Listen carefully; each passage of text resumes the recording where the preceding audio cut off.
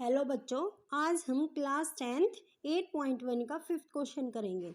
देखो बेटा, fifth question में क्या दे रखा है, हमें सेक थीटा की वैल्यू ऑलरेडी दे रखी है 13/12। हमें बेटा कैलकुलेट क्या करना है, हमें ऑल ट्रिग्नोमेट्री रेशो है वो सारी कैलकुलेट करनी है। ओके, अब देखो सेक थीटा की वैल्यू हमें ऑलरेडी दे रखी है। ठीक है, हम एक राइट एंगल ट्रायंगल बनाएंगे। ठीक है, देखो यहाँ पे सेक थीटा की वैल्यू 13/12 है हमारी। ठीक है, अब देखो मैंने एक शॉर्ट ट्रिक बताई थी कि पंडित बद्री प्रसाद हर हर बोले। ओके, अब देखो भाई सेक थीटा का क्या हो जाएगा फ्रैक्शन हमारा, बताओ जल्दी से। सेक थीटा का क्या हो जाएगा हमारा, जो कोस थीटा है उसका रेसिप्रोकल H/B, यही होगा ना, तो लिख दो H/B। अब देखो हमारा हाइपोटेन्यूज क्या है और हमारा बेस क्या है, अब हमें ये निकालना। देखो बेटा, थीटा एंगल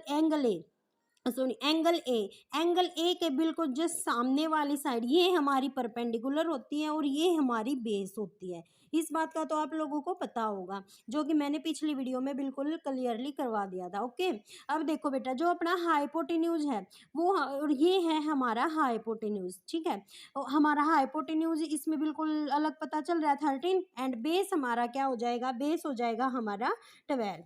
ओके, ये हमारा है 13 और बेस है हमारा 12। ठीक है, अब हमने क्या करना है बेटा, अब हमें पाइथागोरस थ्योरम अप्लाई करेंगे जिससे हम इसको निकाल सकें। ठीक है, अब निकालो बाय पाइथागोरस थ्योरम।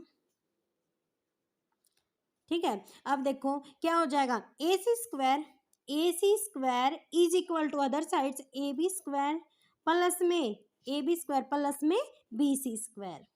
ओके, अब देखो ए सी स्क्वायर हमारा कितना है बेटा, ए सी स्क्वायर है अपना 13 का square is equal to a B square है हमारा 12 का स्क्वायर प्लस में बी सी स्क्वायर हमारा कुछ भी नहीं है, बी सी स्क्वायर। ओके, तो एज इट इज आएगा। अब देखो 13 का स्क्वायर 169 होता है, 12 का स्क्वायर 144 प्लस में बी सी स्क्वायर 169। अगर मैं 144 को इधर ले आऊंगी प्लस का, तो ये माइनस का हो जाएगा, is equal to b C square.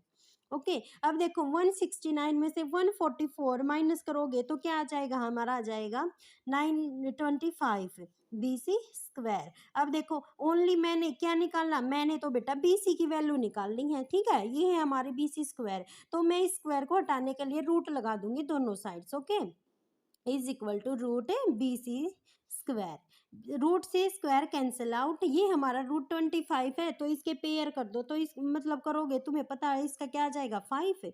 तो हमारे बी सी की वैल्यू क्या आ गई बेटा, हमारी बी सी की वैल्यू ऑलरेडी आ गई 5। क्या अब हमने क्या निकालना है, हमने ऑल ट्रिग्नोमेट्री रेशो निकालनी बेटा। तो सबसे पहले क्या लिखोगे, sine theta cos theta, sec theta हमने ऑलरेडी निकाल ली है, टेन थीटा कोट थीटा सभी लिखो, एंड कोसेक, क्योंकि सेक हमने निकाल लिया है। अब देखो पंडित बद्री प्रसाद हर हर बोले, जल्दी जल्दी लिख दो भाई। साइन क्या होता है P/H, कोस क्या होता है B/H, टेन क्या होता है P/B, एंड कोट क्या होता है B/P, कोसेक क्या होता है बेटा H/P। अब देखो जल्दी से, अब ट्रायंगल देखो और निकाल दो, जल्दी जल्दी देखो।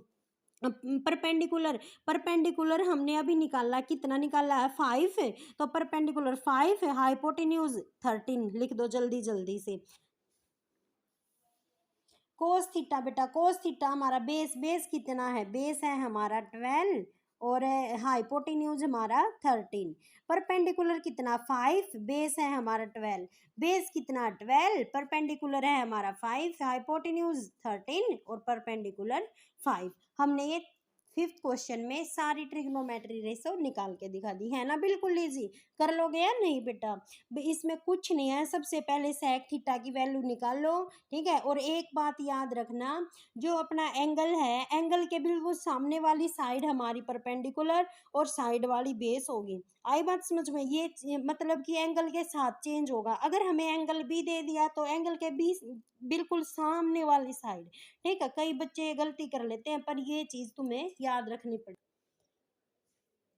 देखो बेटा अब हम 6 क्वेश्चन करेंगे। देखो angle a and angle b are acute angle, और मतलब कि एंगल ए और बी एक्यूट एंगल दिए हुए हैं, और जो कोस ए है वो कोस बी के इक्वल है। ठीक है, हमें शो करना है एंगल ए और एंगल बी। ठीक है, अब लिखो, देखो angle a and angle b are acute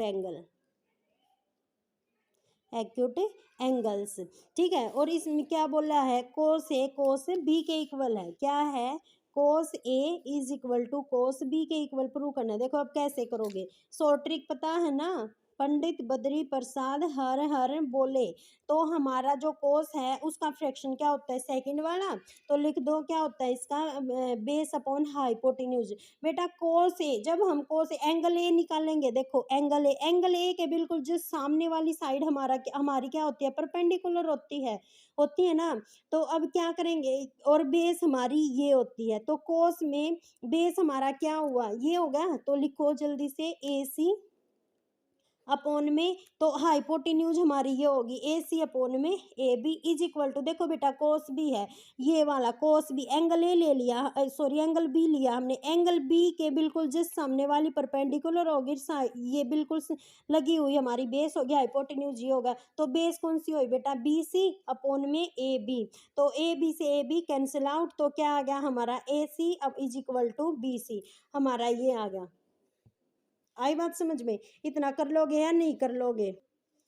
देखो बेटा ए सी इक्वल बी सी आ गया। तो अब देखो जो अपना ए सी है, देखो ये वाला ए सी, ये वाला ए सी के अपोजिट कौन सा एंगल है, बी है ना। तो और बी सी के अपोजिट कौन, बी सी के अपोजिट कौन सा एंगल है, एंगल ए। तो लिख दो angle B is equal to angle A. ठीक है, अब लिख दो, क्या लिखोगे, angles opposite to equal side are equal in triangle.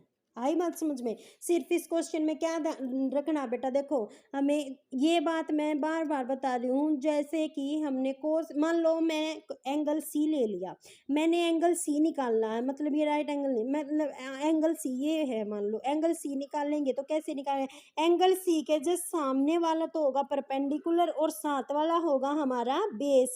ये चीज तुम्हें याद रखनी है। ठीक है, इस क्वेश्चन ये क्वेश्चन हमारा कंप्लीट होगा।